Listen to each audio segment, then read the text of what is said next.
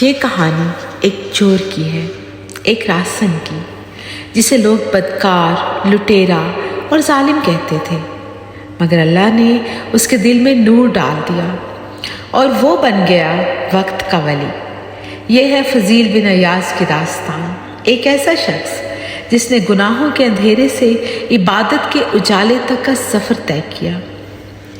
فضیل بن ایاز جوان تھا مگر خوف خدا سے خالی۔ قافلوں کو لوٹنا، مال چھین لینا، لوگوں کو ڈرانا، یہی اس کی پہچان تھی۔ لوگ راستہ بدل لیتے جب سنتے یہ وہ جگہ ہے جہاں فضیل کا گروہ لوٹتا ہے۔ اس کی آنکھوں میں طاقت کا نشہ تھا اور دل میں اندھیرا۔ کسی نے سوچا بھی نہیں تھا کہ یہی شخص ایک دن علم و عبادت کا مینار بنے گا۔ ایک رات وہ کہیں چوری کرنے جا رہا تھا۔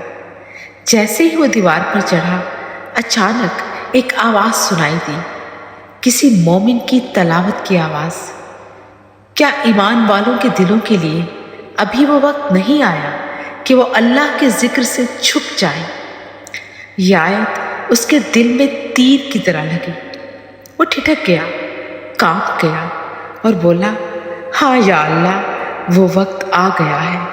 اسی لمحے اس کے اندر کا راہزن مر گیا اور ایک نیا انسان پیدا ہوا۔ وہ رات اس کی زندگی کی آخری رات تھی بطور گنہگار۔ صبح جب سورج طلوع ہوا، فضیل بن ایاز ایک عابد بن چکا تھا۔ اس نے اپنے تمام ساتھیوں کو چھوڑ دیا اور اللہ کے گھر کا رخ کیا۔ دن رات قرآن پڑھنا، سجدوں میں رونا اور لوگوں کو نیکی کی طرف بلانا، یہ اس کی زندگی بن گئی۔ اس نے کہا، جس نے اللہ سے شرم نہیں کی اس نے سب کچھ کھو دیا۔ یہی شرم اس کی نجات بن گئی۔